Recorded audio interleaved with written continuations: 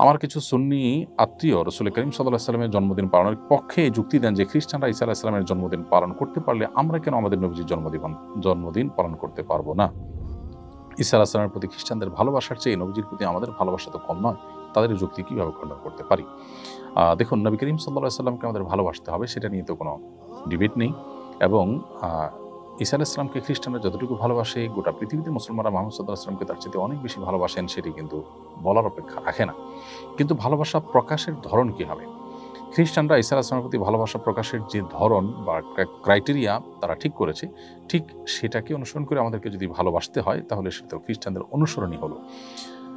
আমার ভালোবাসা প্রকাশের ধাঁচ, ধরন কি হবে, পদ্ধতি কি হবে, প্রকাশ কিভাবে হবে, সেটা নবী সাল্লাল্লাহু আলাইহি ওয়াসাল্লাম শিখিয়ে গেছেন। সাহাবায়ে কেরাম শিখিয়েছেন, যারা রাসূল সাল্লাল্লাহু আলাইহি ওয়াসাল্লামকে সবচেয়ে বেশি ভালোবাসা দিয়েছেন। অতএব নবী সাল্লাল্লাহু আলাইহি ওয়াসাল্লামের ভালোবাসার টানেই আমরা খ্রিস্টানদের অনুকরণ করা থেকে বিরত থাকতে হবে। যেমন আবু হুরায়রা রাদিয়াল্লাহু তাআলা বর্ণিত হাদিস, যেটি বুখারীতে এসেছে, নবী সাল্লাল্লাহু আলাইহি ওয়াসাল্লাম পরিষ্কারভাবে বলেছেন, ইন্নাল ইয়াহুদা ওয়ান নাসারা লা ইয়াসবিকুন ফাখালিফুহুম। অন্য হাদিসে আসছে, তিনি বলেছেন খালিফুল ইয়াহুদা ওয়ান নাসারা। অর্থাৎ নবী সাল্লাল্লাহু আলাইহি ওয়াসাল্লাম ইহুদি খ্রিস্টানদের সাথে আমাদের যেন কর্ম, আদর্শ এবং কৃষ্টি কালচারের যেন মিল না হয়, আমরা যেন আমাদের স্বাতন্ত্র্য বজায় রাখি এবং তাদের বিরুদ্ধাচরণ করি আমাদের এই সংস্কৃতি এবং আচার আচরণের ক্ষেত্রে, ধর্মীয় বিষয়ের ক্ষেত্রে, সেই বিষয়টি নবী সাল্লাল্লাহু আলাইহি ওয়াসাল্লাম নির্দেশ করেছেন। অতএব তারা যা করছে, এই হাদিসের আলোকে বরং তার বিপরীতটা আপনার করা দরকার। তারা নবীর প্রতি ভালোবাসা প্রকাশের জন্য জন্মদিবস উদযাপন করছেন, আপনি সেটা করবেন না। হ্যাঁ, তারা যদি এমন কিছু করে যেটা আপনার হাদিসেও আপনাকে করতে বলেছে, তাহলে তারা কি করছে সেটা গুরুত্বপূর্ণ নয়, হাদিসের কারণে আপনি সেটা করবেন এবং তাদের সাথে মিলে গেলেও সেটা দোষণীয় নয়। অতএব 12ই রবিউল আউয়াল উদযাপনের জন্য খ্রিস্টানদের যুক্তি দাঁড় করানো একেবারেই ভুল।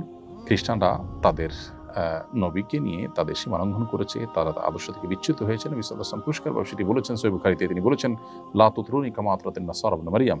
খ্রিস্টানরা ঈসা আলাইহিস সালামকে নিয়ে, ইবনে মারইয়ামকে নিয়ে যে পরিমাণ বাড়াবাড়ি করেছে, তোমরা আমাকে নিয়ে সেরকম বাড়াবাড়ি করবে না।